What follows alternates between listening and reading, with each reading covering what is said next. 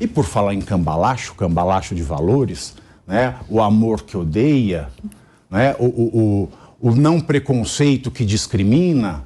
Por falar em tudo isso, nós temos esse seguinte caso que eu acho bastante emblemático do ódio do bem.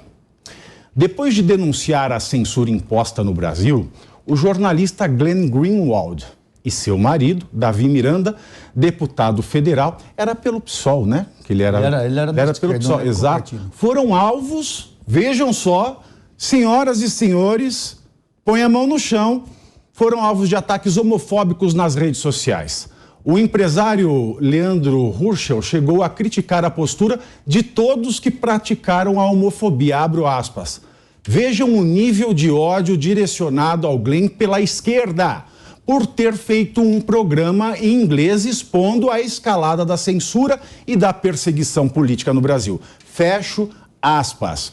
O jornalista até respondeu à publicação do empresário e defendeu o marido que está na UTI desde o ano passado devido à infecção gastrointestinal. Abro aspas. Imundos e sociopatas passaram a noite atacando o Davi ou usando a crise de saúde para me atacar. Isso é subhumano. Fecho aspas. As mesmas pessoas que dizem que o amor venceu, né? As mesmas pessoas atacaram uma pessoa enferma para atingir outra. E aí, Daisy, e esse ódio do bem? Só para quem não está acompanhando, o Glenn Greenwald é o dono do Intercept, que no Intercept Brasil ele virou o ícone do progressismo, das pessoas mais à esquerda, porque ele fez a famosa Vaza Jato. E a Vaza Jato, ela foi uma grande vitória para a esquerda. Mas o Glenn Greenwald, ele se portou como um jornalista. Ele falou, bom, tem que ter liberdade de expressão para mim, tem que ter liberdade de expressão para o outro. E quando ele fez essas críticas, ele passou a ser atacado pela própria esquerda. E jornalistas de esquerda passaram a chamá-lo de garota de recados do dono do Twitter. E aí foi um show de homofobia, mas essa homofobia do pessoal do Amor Venceu. Daisy. Boa tarde, Pavinato, boa tarde a todos os colegas aqui. Começa a tarde com uma notícia de embrulhar o estômago, né? Eu acho que a pacificação social tão prometida pela esquerda, ela foi pro buraco, né? Isso é nítido desde o segundo discurso do presidente eleito na Avenida Paulista, quando ele fez muito bem uma diferenciação que conversa muito bem com a esquerda, que é o ódio e o amor, a verdade, a mentira, sempre dividindo ainda mais a sociedade, né? Eu tenho lá as minhas restrições em relação ao Glenn, mas eu não sei de onde que tiraram que a esquerda sempre colaborou com a imprensa. O presidente Lula, no primeiro mandato dele, ele conversou por muito tempo com a imprensa somente por escrito. Então, tinha que mandar um e-mail para ele responder as perguntas. Ele não é que ele participava o tempo todo de debates e estava aberto a livres perguntas. Para quem não lembra, mais ou menos 15, 16 anos, o Larry Hotter, jornalista do New York Times, foi expulso do Brasil justamente por criticar o presidente Lula. É também a esquerda que fala... Bem lembrado. Né? Nunca antes na história desse país um jornalista tinha sido expulso por criticar uma autoridade. Exatamente. E aí é aquilo que a gente sempre fala, a história vai se repetindo. E aí agora a gente vê tudo isso acontecendo de novo por uma crítica. O que acontece? Assim, a gente tem que ter uma delimitação quando esse tipo de coisa ocorre, do que é a liberdade de expressão e do que é discurso do ódio. Tu não pode atacar uma pessoa desse jeito, tu não pode atacar o particular dela por causa da profissão dela. Isso que estão fazendo com o Glenn, eu repito, eu tenho todos os questionamentos em relação a algumas posturas dele, mas isso chega a ser desumano. Ele vai numa pessoa que para ele é muito cara, que está doente, que está na UTI há quase um ano, para atacá-lo, né? A gente vê esse tipo de coisa acontecendo o tempo todo numa sociedade que não se preocupa mais com o outro e parece que o único objetivo é aniquilar quem pensa diferente, né? Então, é bizarro isso que tem acontecido. Eu reitero o ponto inicial, a pacificação social prometida pela esquerda, ela foi pro buraco. Exatamente. E só me retificando aqui, né? Isso nunca aconteceu na história do país, do Brasil redemocratizado, né? Foi a primeira vez. Coronel Telhada, essa frente ampla pela democracia, ela é, na verdade, a traseira ampla do opositor? Como é que funciona isso? Pois é, Pavinato, infelizmente nós vemos atitudes desse jeito. Em primeiro lugar, boa tarde a todos que nos acompanham, boa tarde aos colegas aqui da mesa. Essa postura que estão adotando contra o Glenn é uma postura que é típica de esquerda, né? É uma postura que ela não pega a situação, a parte profissional, ela vai direto no indivíduo, vai direto na pessoa para agredir, para ofender, para arrebentar a pessoa. Isso é típico da esquerda. Aliás, mau caráter tem em todo lugar, não é só na esquerda, na direita, mau caráter tem em todo lugar. E as pessoas aproveitam essa situação na rede social, que infelizmente o covarde acaba se prevalecendo, porque ele pode falar, tá escondido atrás de uma tela de computador, atrás de um telefone, ele não é obrigado a se apresentar, mostrar o rosto para falar. Então os covardes gostam dessa situação porque deitam e rolam, né? Agora é interessante o que está acontecendo, né? O Glenn, que já foi o herói da esquerda, né? Quando ele atacava fortemente o governo Bolsonaro, que era uma das pessoas mais queridas aí, ditas como uma pessoa que falava a verdade, agora simplesmente porque ele continua o seu serviço, ele notou que muita coisa errada está acontecendo no atual governo e se manifestou. E hoje, aos 16 dias desse governo, nós temos esse jornalista sendo arrebentado, bem como um deputado federal também, que passa por uma situação grave de saúde, sendo desrespeitado e arrebentado na rede social. Essa é a maneira esquerda de se manifestar. Infelizmente, aí a gente só pode falar alguma coisa para as pessoas que apoiaram esse governo e que estão percebendo que cometeram um grave erro, porque pagarão muito caro por tudo que está acontecendo. Muitos jornalistas já estão acordando nesse aspecto. Eu digo e repito, infelizmente, hoje a Jovem Pan, eu creio que ela é a última trincheira da verdadeira democracia, de pessoas que se apresentam aqui para colocar o seu ponto de vista, se arriscando, inclusive, a sofrerem uma represália, uma repressão muito grande. É uma coisa que está assustadora no país. Na República Socialista Brasileira, instalada dia 1º de janeiro, nós vemos que o direito da liberdade de expressão não existe mais e todo cidadão que se manifesta está sofrendo uma repressão muito grande. E agora também, isso é público na imprensa, o jornalista que se manifesta contra o que o governo ou as pessoas que estão no governo acham que é certa, sofre a represália do povo e sofrerá com certeza do governo. Para essas pessoas eu só posso mandar um recado. Faz o L. Ô Bissoli, você acha que vai ter alguma consequência jurídica relevante desses que atacaram o Glenn?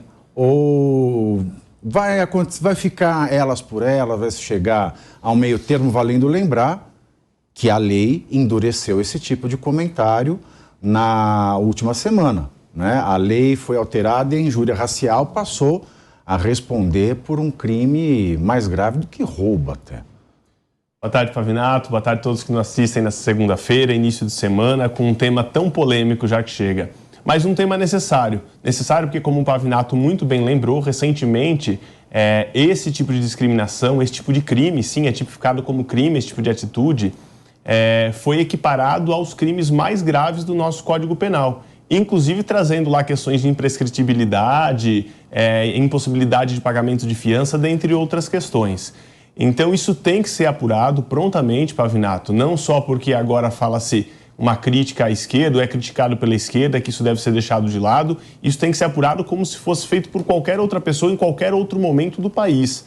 Nós temos leis rigorosas e cada vez mais rigorosas nesse sentido, nós temos decisões do STF, por grande maioria ou algumas por unanimidade, equiparando esse tipo de crime como crimes dos crimes da pior espécie que nós temos no Código Penal, e isso precisa ser também trazido agora à discussão.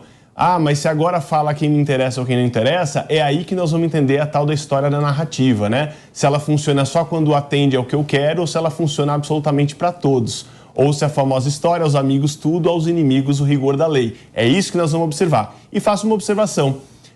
Pavinato, que é um brilhante jurista e advogado, além de apresentador, como vocês veem com essas composições maravilhosas que ele inicia os programas. E dançarino de mambo. Sempre observou. Do deboche.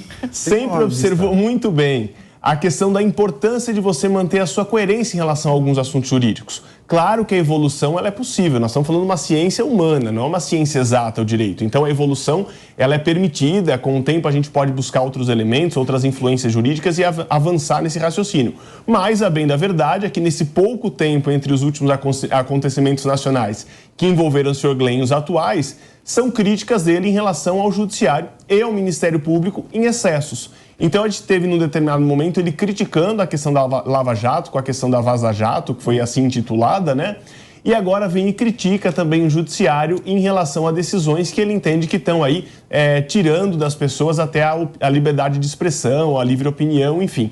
Então eu acho que isso traz uma coerência, Pavinato. Coerência em que sentido? Não é só porque agora aqueles usam do seu poder para perseguir ou para atacar ou para inibir aqueles que eu gostaria que fossem realmente calados que eu vou ficar defendendo esse tipo de conduta. Então acho que acerta o Glenn em fazer a sua crítica lá atrás e fazer a crítica nesse momento. Se isso será comprovado, se ele tem os elementos necessários para trazer, nós vamos entender. Mas o que eu quero dizer é o seguinte, independente do seu posicionamento, não pode ter uma pessoa a ele ligada que nem tem a ver com a notícia ou com o posicionamento atacada num momento como esse. E aproveito aqui para registrar também a minha repúdia essa semana, quando do falecimento da esposa do ministro Barroso, do STF, os ataques de ódio que ele recebeu em relação a esse momento muito difícil que qualquer pessoa passa, que é o falecimento de um ente. Então, ministro Barroso, meus sentimentos pelo falecimento da sua esposa e minha repúdia a todos aqueles que aproveitaram desse momento para fazer ataques pessoais à sua pessoa. Aí esses cambalacheiros vêm depois e falam, não, eu sou pacífico. Eu sou você lê o que eles escrevem na rede social, absurdo. Você faz isso, é capaz de matar um na rua. Exato. Porque desse mano é um covardão também, né? É aquela coisa do Bezerra da Silva, né? Ele tá lá na rede social, né? Ele apanha, é aquele empregado medíocre, né? Ficou lá no trabalho, levou esporro o dia inteiro, aí chega na casa da avó, né? A avó fez a sopinha, aí ele põe a meinha dele, faz o suquinho de groselha, groselha com leite quentinho, aí fala, agora eu vou arrepiar na rede social. Aí ele vai destilar ódio, né? Na verdade, a maioria é um B que tá lá. E aí, Carol, porque cambalacho é isso, né? Cambalacho é você não ter coerência. Né? Se você critica uma prisão arbitrária na Lava Jato, você critica uma prisão arbitrária. Exato. Você faz a crítica, né? O Glenn, ele manteve a linha de liberdade de expressão. Agora, tem comentarista político famoso, né? Que na época defendeu essa questão da legalidade, da prisão, dos meios legais, e agora está pedindo para fazer mais aula na Papuda. E aí, onde é que a gente vai chegar com esse cambalacho de ideias? É isso aí, Pavinato. Boa tarde aos meus colegas. Espero que eu não tenha cantado muito mal. Não, foi ótimo, foi incrível. Até relaxou a gente aqui na mesa. Que bom. Boa tarde a todos que estão nos acompanhando nessa tarde de segunda-feira. A gente percebe que o cenário de discussão política é realmente muito rasa, né? E esse discurso de proteção dos fracos e oprimidos é até a página 2. É até o momento em que vai afetar o discurso deles ou que vai afetar o que eles realmente querem. Eu digo eles não querendo fazer uma divisão, mas é realmente aquelas pessoas, em geral, estão mais focadas, estão mais na linha do progressismo e que elas prezam pela proteção dos mais fracos, pela proteção dos mais oprimidos, mas na realidade não é muito bem assim. E essa coerência que a gente tanto pregou aqui na mesa, essa importância, é muito difícil de encontrar, porque quando você está toda hora julgando, falando que tem que proteger, falando que todo mundo faz, o que todo mundo faz é errado, você não consegue seguir aquela tua cartilha sempre, né? Então, no momento que o cara que é assumidamente progressista falou que eles queriam ouvir no momento 0 e agora no momento 1 não falou que eles querem ouvir, eles partem para cima, é realmente o mundo que a gente está vivendo de um maniqueísmo absurdo. As discussões políticas não se aprofundam. E também assusta quem não é progressista, só agora também defendendo.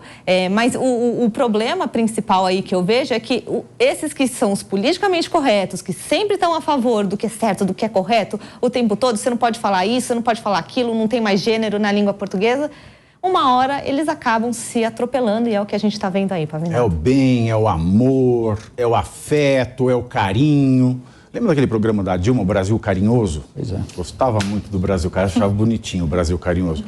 Você sabe que tudo isso, né, essa falta de moderação que as pessoas têm, porque quem não esconde o seu desprezo pela moderação em rede social, seja lá onde for, também não consegue esconder o seu entusiasmo pela prática de certos crimes. Isso é fato.